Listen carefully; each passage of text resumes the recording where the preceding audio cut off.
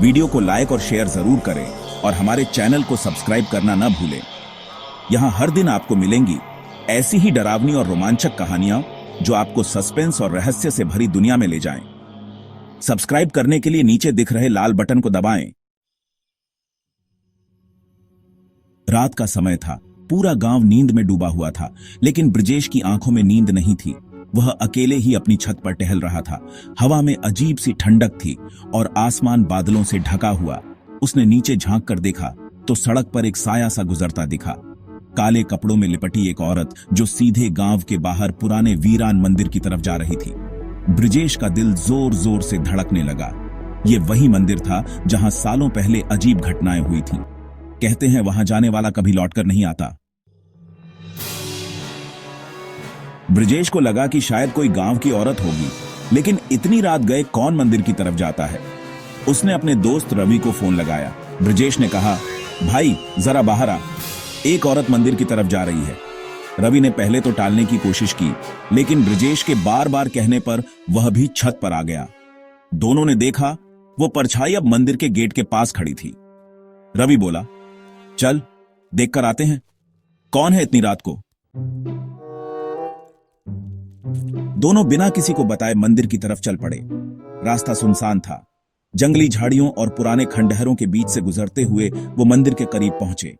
मंदिर का दरवाजा खुला हुआ था। अंदर से धीमी सी रोशनी आ रही थी और अगरबत्ती की महक हवा में फैली थी, लेकिन अंदर न कोई पुजारी था न कोई औरत, बस वो महक और रोशनी। ब्रजेश ने धीरे से आवाज दी, कौन है वहां। कोई जवाब नहीं आया। तभी मंदिर के कोने से एक साया निकला। वही औरत जिसकी आंखें लाल थीं और बाल खुले हुए। चेहरे पर ऐसी सर्द मुस्कान थी जो इंसान की रूह तक को कंपा दे। ब्रजेश और रवि कुछ बोल पाते इससे पहले ही वो औरत मंदिर के पीछे की ओर चली गई। दोनों ने एक दूसरे को देखा। डर तो बहुत था, लेकिन पीछे गए। मंदिर के पीछे एक पुराना कुआं था और उस कुएं के पास वो औरत खड़ी थी। उसने पीछे मुड़कर कहा, तुम दोनों यहां क्यों आए हो। मैं तो बस उसे लेने आई हूं जिसने मेरा सब कुछ छीन लिया। उसकी आवाज में गूंज थी और आंखों से पानी गिर रहा था। ब्रजेश ने हिम्मत करके पूछा, कौन, किसे लेने आई हो। इसी कुएं में उसने मुझे धक्का दिया था। मेरा नाम सविता था। मैं इसी गांव की थी।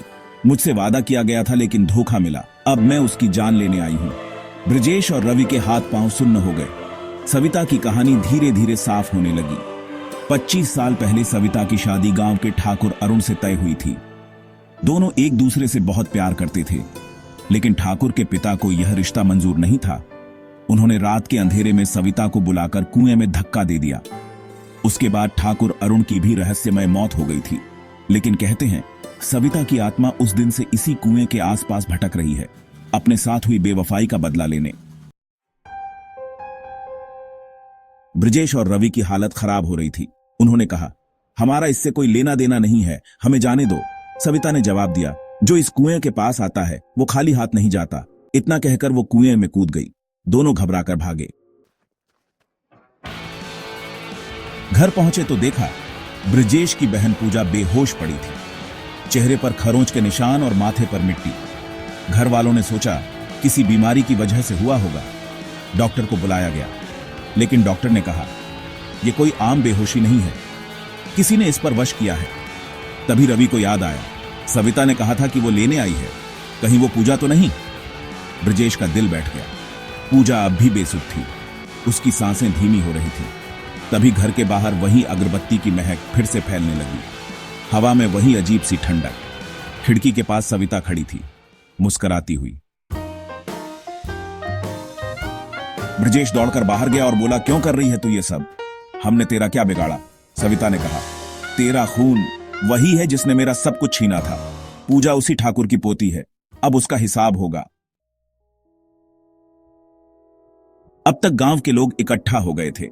बुजुर्ग पंडित रामनाथ आए। उन्होंने कहा, पंडित रामनाथ, वियोग, इसका एक ही उपाय है। पूजा को कुएं तक ले चलो जहां सविता की आत्मा बंधी है, वहीं उसका फैसला होगा। पूरे गांव के लोग पूजा को लेकर मंदिर के कुएं तक पहुंचे। चारों तरफ अगरबत्तियां जलाई गईं। पंडित ने मंत्र पढ़ना शुरू किया। हवा तेज हो गई। कुएं से धुआं उठने लगा। सविता का चेहरा पानी में उभर आया। उसने कहा, सविता, वीओ, मुझे न्याय चाहिए। पंडित रामनाथ, वीओ, तेरी आत्मा को शांति चाहिए या बदला? सविता, वीओ, शांति, पर पहले मैं उसे ले जाऊंगी जो उस पापी की निशानी है। इसका दोष नहीं, वो पापी मर चुका। तेरी लड़ाई खत्म हो चुकी। सविता, वीओ, नहीं, मैं कैसे मान जाऊं? पंडित ने आखिरी बार जोर से मंत्र पढ़ा। तभी कुएं का पानी उबलने लगा और एक बड़ी सी लपट उठी। सविता की आत्मा तड़पती हुई कुएं में समा गई। आसमान में बिजली चमकी और सब कुछ शांत हो गया। पूजा की सांसें लौट आईं। धीरे धीरे उसने आंखें खोली। सबने राहत की सांस ली। पंडित ने कहा, कुएं को हमेशा के लिए बंद करवा दो, फिर कोई वहां न जाए। अगले दिन गांव वालों ने मिलकर कुएं को मिट्टी से भरवा दिया। मंदिर को ताला लगा दिया गया, लेकिन कहते हैं अब भी रात के सन्नाटे में मंदिर की तरफ से अगरबत्ती की महक आती है और कभी कभी कुएं के ऊपर से गुजरने पर एक औरत की धीमी आवाज सुनाई देती है, मेरा वादा अधूरा रह गया। ब्रजेश और रवि अब उस मंदिर की तरफ जाना तो दूर, उसका नाम लेना भी छोड़ चुके हैं। पूजा धीरे धीरे ठीक हो गई, लेकिन वो रात आज भी उसकी यादों में एक डरावने साए की तरह बसी हुई है। गांव वालों ने सबक ले लिया। अब वहां कोई भी रात के अंधेरे में बाहर नहीं निकलता, खासकर उस पुराने मंदिर के रास्ते से। जो भी उस कुएं के पास जाता है उसका अंजाम कोई नहीं जानता। सालों बीत गए, लेकिन वो रहस्य कभी पूरी तरह खत्म नहीं हुआ। हर साल उसी तारीख को, उसी रात गांव में अजीब घटनाएं होती हैं। लोगों के घरों में बत्तियां अपने आप बुझ जाती हैं, जानवर बेचैन हो उठते हैं, और उस रात कोई भी इंसान मंदिर की ओर जाने की हिम्मत नहीं करता, क्योंकि उन्हें पता है वो अब भी वहीं है। वीडियो को लाइक और शेयर जरूर करें और हमारे चैनल को सब्सक्राइब करना न भूलें। यहां हर दिन आपको मिलेंगी ऐसी ही डरावनी और रोमांचक कहानियां जो आपको सस्पेंस और रहस्य से भरी दुनिया में ले जाएं। सब्सक्राइब करने के लिए नीचे दिख रहे लाल बटन को दबाएं